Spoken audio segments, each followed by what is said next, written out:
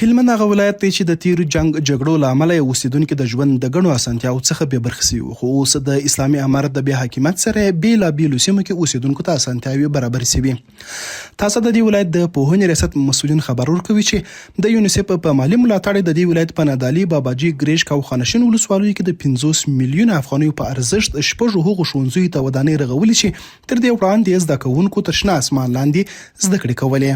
د هلمند پوهنې ریاست ویان احسان الله الهام او د پروژې انجینر کلیم الله احمدي د یادو ښوونځیو د رغولو په تړاو وایي نن شپږ بابا ښوونځي وګټه اخیستنې ته د 50 میلیون افغانیو څه باندې وګټه اخیستنې ته په یو شمېر ولسوالیو لکه خناشین، مرجان، نادالۍ، همدارنګه ګریشک او باباجي په همدغو ولسوالیو کې یوه ښوونځي وګټه اخیستنې ته وسپارل شوله چې د هغو له جملې څخه دوې ښوونځي چې یوه په ناوه او یوه په ګرمسیر ولسوالۍ کې لږ څه کارونه یې پاتې دي چې هغه هم په نږدې ورځو کې وګټه اخیستنې ته وسپارل شي.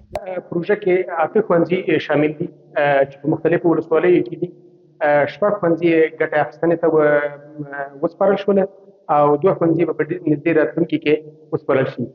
دغه 8 ښوونځي 50 میلیون افغانیو په لګښت باندې تکمیل شول او هر مکتب د 600 متعلمینو د ګنجایش پکې ممکن ته امکان لري. د سیمې اوسیدونکو د هلمند پوهنې ریاست دغه ښوونځیو د جوړېدو اقدام د هرکلي وړ بولي او څرګندوي چې دغه پروژې د تعلیمي چاپیریال د ښه والي او د زده کوونکو د پرمختګ لپاره مهم رول لري.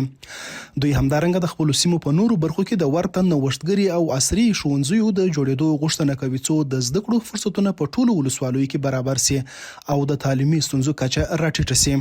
په دې مکتب باندې موږ ډېر خوشاله شو. دا 15 کاله بیا کال کې زموږ کې موږ سره کړي دي نو جوړ شوی نو نن جوړ شو. موږ ډېر زیات خوشاله یو.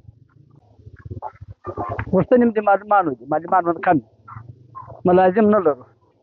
رسمي ملازم غواړو. وخت کې چې د سوي موږ به خیمه ځایونه درلود ډېر به سره نه پستنګ او خیمه به کله نه کله بعد دوړي دا کیسه به اوس شکر کې سمپونه محل د استادان ورڅومره ته برابر دي. هیرېدنې وي چې تر دې وړاندې هم د هلمند په شمالي ولسوالیو کې د پوهنې ریاست له لوري 11 ښوونځیو ته ودانۍ رغول سوي وي چې ولسي وګړو یې پراخ هرکلی کړی و. شاولي زیارمل، امید رادیو، هلمند.